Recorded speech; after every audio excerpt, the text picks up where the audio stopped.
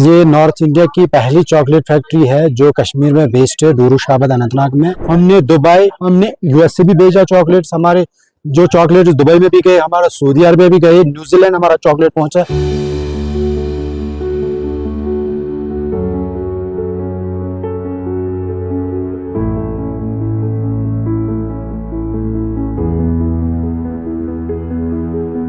मेरा नाम ज़हूर अहमद है। मैं डूरूशाबाद अनंतनाग से ताल्लुक़ रखता हूँ। ये नॉर्थ इंडिया की पहली चॉकलेट फैक्ट्री है जो कश्मीर में बेस्ड है, डूरूशाबाद अनंतनाग में, जो direct bean to bar chocolate factory ये चॉकलेट्स बनाती है। हम beans direct Tamil Nadu and Kerala से आती है। इस टाइम हम केरला से लाते हैं बीन्स, वहाँ फर्मेंटेशन होती है।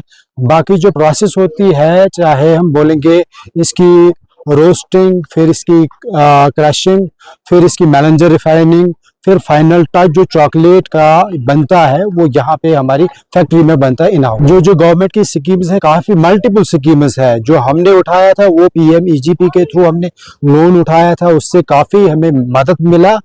तो उसकी वजह से ही हम इस टाइम यहाँ तक पहुंचे हैं सर। हम गवर्नमेंट का बड़ा शुक्रगुजार है कि उन्होंने ऐसी स्कीम्स रखी है।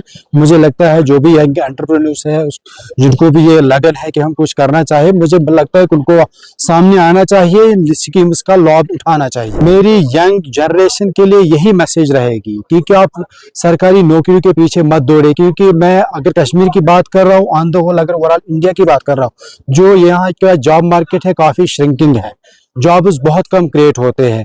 और जो कश्मीर का क्रेज है वो गवर्नमेंट जॉब के पीछे लग रहे हैं, क्योंकि अपना कुछ करने के लिए उनको लगन बहुत कम है।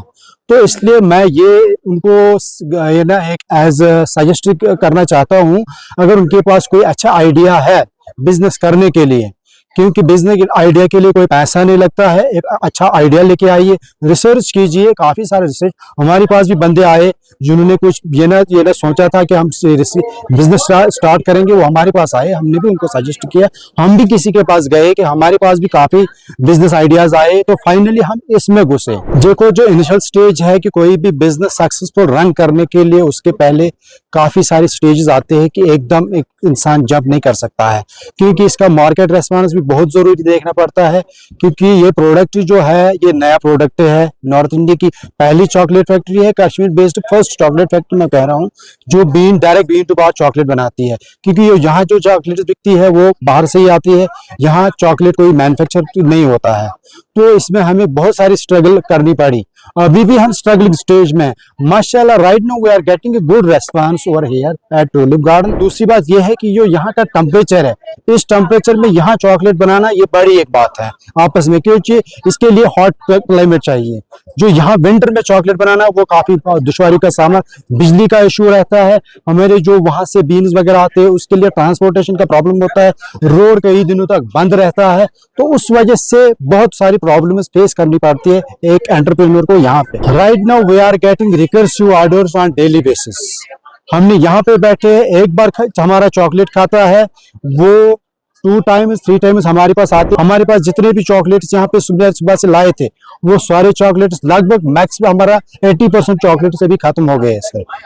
तो इसमें रिकर्सिव ऑर्डर्स आउटसाइड इंडिया, हमने दुबई, हमने यूएसए भी भेजा चॉकलेट्स। हमारे जो चॉकलेट दुबई में भी गए, हमारा सऊदी अरब में भी गए, न्यूजीलैंड हमारा चॉकलेट पहुंचा। इंडिया की तो बात ही नहीं है कि इंडिया में हर कोने में हमारा चॉकलेट जाता है। और हमारे पास ऑर्डर, यहाँ पर कस्टमर आए जो यहाँ इंडिया से घूमने आए या आउटसाइड इंडिया से घूमने आए, उन्होंने जब एक बार हमारा चॉकलेट खाया तो दोबारा वो फिर हमारे स्टॉल पे पहुंचे कि हमें भाई और दे दो। और वो बल्क क्वांटिटी में लेते, एक सिंगल पीस नहीं, फिर बल्क क्वांटिटी में लेते कि हम बाहर लेके जाए।